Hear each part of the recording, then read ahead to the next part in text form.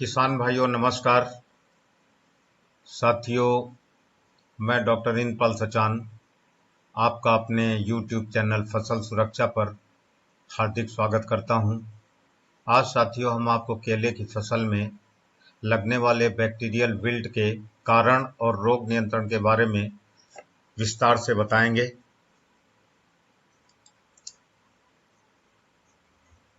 किसान भाइयों, मैं आपको अपना छोटा सा परिचय दे दूं। मेरा नाम डॉक्टर इंद्रपाल सचान है और मैंने MSc और PhD पंतनगर विश्वविद्यालय से पादप रोग विज्ञान में किया हुआ है।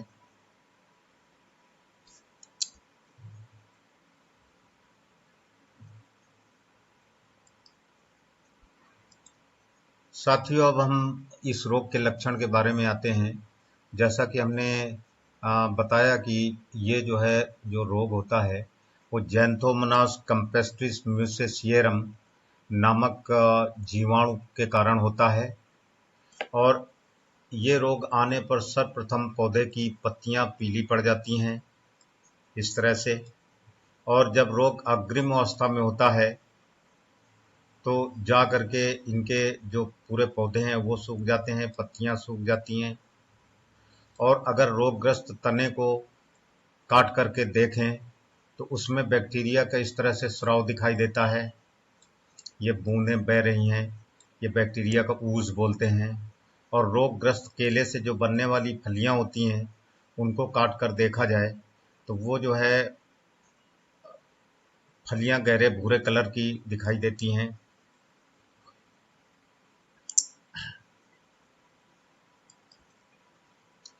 साथियों, अब प्रश्न ये आता है कि वो कौन सी परिस्थितियां हैं जो कि इस रोग के विस्तार के लिए अनुकूल होती हैं। तो 4-5 परिस्थितियां हैं, जैसे कि वातावरण में तापमान अचानक बढ़ जाना और खेत में पानी का इकट्ठा होना, वाटर स्टॉग्नेट होना, और खेत में जो रूट नॉट निमेटोड है मेलाडोगैन, या जड़ों में छेद करने वाला जो जो निमेटोड है जिसे बरोइंग निमेटोड कहते हैं, ये दोनों का उपस्थित होना। और खेत में अगर रोगरोधी पौधों के अवशेष पड़े हुए हैं पहले से, तो ये अगर है तो ये रोग जो है बहुत तेजी से बढ़ता है। अब हम इस रोग के कंट्रोल के बारे में बात करें तो 3 तरह से इस रोग को कंट्रोल कर सकते हैं। एक कल्चरल कंट्रोल और दूसरा केमिकल कंट्रोल या रासायनिक नियंत्रण, और तीसरा जैविक नियंत्रण या बायोलॉजिकल कंट्रोल। तो कल्चरल कंट्रोल में फसल चक्र का पालन करना, ग्रीष्म ऋतु में गहरी जुताई करना, और जो पौधे का नर फूल होता है तो वो मधुमक्खियां और दूसरे जो कीट हैं जो कि इस बैक्टीरिया के वेक्टर या वाहक होते हैं तो उनको आकर्षित करते हैं। तो उस नर फूल की कली को जल्दी हटा देना, मिट्टी का पीएच मान बराबर रखना 6.5 से 7.5 के बीच में, और खेत में जल निकासी का उचित प्रबंध करना कि कहीं भी किसी भी परिस्थिति में खेत में जो अगर पानी बहुत इकट्ठा रहा बहुत दिन तक तो ये बीमारी अवश्य आती है। तो अब केमिकल कंट्रोल की बात करें तो दो तरह के केमिकल्स हैं, फॉर्मुलेशंस हैं। एक एंटीबायोटिक और कॉपर ऑक्सीक्लोराइड का फॉर्मुलेशन आता है जिसमें कासुगामाइसिन एंटीबायोटिक 5% होती है, कॉपर ऑक्सीक्लोराइड 45% होता है। ये बैक्टीगार्ड, कोनिका, कॉप्टॉन, पोलोनियम आदि के नाम से आता है। इसका 2 ग्राम प्रति लीटर के हिसाब से घोल बना करके हम पौधों की जड़ों में ड्रेंच करें या ड्रिप सिंचाई के माध्यम से प्रयोग करें। और दूसरा जो फॉर्मुलेशन आता है वो स्ट्रेप्टोसाइक्लिन, जिसको मार्केट में केसाइक्लिन, स्ट्रेप्टोसाइक्लिन, स्ट्रेप्टोप्लास्ट क्रिस्टोसाइक्लिन आदि नाम से भी जाना जाता है। इसका 1 ग्राम ले लें।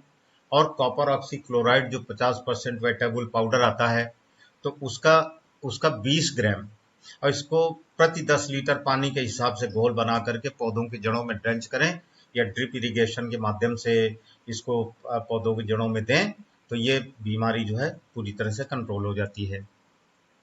जैविक नियंत्रण के लिए आपके पास 3 बायो कंट्रोल एजेंट्स हैं, ट्राइकोडर्मा विराइडी, ट्राइकोडर्मा हर्जियानम, और दूसरा हो गया स्यूडोमोनास फ्लोरेसेंस, और तीसरा हो गया बैसिलस सबटाइलिस। तो इनके हमने ब्रैकेट में जो मार्केट में उपलब्ध हैं ये जो बायो कंट्रोल एजेंट्स हैं, तो उनके हमने नाम दिए हुए हैं। आप उनको आपके इलाके में जो भी उपलब्ध है उसको खरीद करके आप निम्नवत प्रयोग करें। सबसे पहले तो भूमि उपचार करते हैं। तो भूमि उपचार करने के लिए आप तीनों bio control agent Trichoderma, then Pseudomonas और बैसिलस सबटाइलिस, इनका 1-1 लीटर सबका ले लीजिए। अगर पाउडर फॉर्म में है तो 2-2 किलोग्राम पाउडर ले लीजिए और 50-50 किलोग्राम के 3 ढेर बनाइए और तीनों को अलग अलग मिला करके और 5 दिन तक उन ढेरों को जो गोबर की खाद है तो उन ढेरों को 5 दिन तक रखिए और 5 दिन के बाद जो है उसको खेत में आप जो है छिड़क करके जुताई कर दें। शाम के समय ही प्रयोग करें और खेत में पर्याप्त नमी रहनी चाहिए। इसके अलावा आप जो है कंद उपचार या राइजोम का उपचार भी कर सकते हैं। अगर कंद से फसल की बुआई कर रहे हैं तो इसमें 5 ग्राम ट्राइकोडर्मा 10 ग्राम ट्राइकोडर्मा, 10 ग्राम स्यूडोमोनास, 10 ग्राम बैसिलस सबटाइलिस, और अगर ये लिक्विड में है तो 5-5 ml तीनों के प्रति लीटर की पानी की दर से घोल बना करके और कंद को कम से कम 1 घंटा डुबो करके उसमें उपचारित करिए और जो है खेत में कंद को लगा दीजिए। पौध उपचार करना है तो जो ऊपर हमने कंद उपचार के लिए जो घोल बनाया था उसी तरह का उसी सांद्रता का घोल बना करके और पौधों की जड़ों को करीब जो है आधा घंटा डुबा करके रखें और खेत में लगा दें। इसके बाद जो है ड्रेंच द्वारा अगर आप उपचार करना चाहते हैं तो जो कंद उपचार के लिए आपने जो घोल बनाया हुआ था तो उसी कंसंट्रेशन का घोल करीब 35 से 40 दिन के अंतराल पर जड़ों के पास आप ड्रेंच करें, अच्छे से जड़ों को भिगो दें और इसको 5-6 बार करें तो ये रोग जो है पूरी तरह से कंट्रोल में आ जाएगा। साथियों, ये जानकारी आपको कैसी लगी? अगर आपको अच्छी लगी हो तो हमारे चैनल को लाइक और सब्सक्राइब करें ताकि दूसरे जो किसान भाई हैं, जो केला के जो ग्रोअर्स हैं, वो भी लाभान्वित हो सकें। धन्यवाद।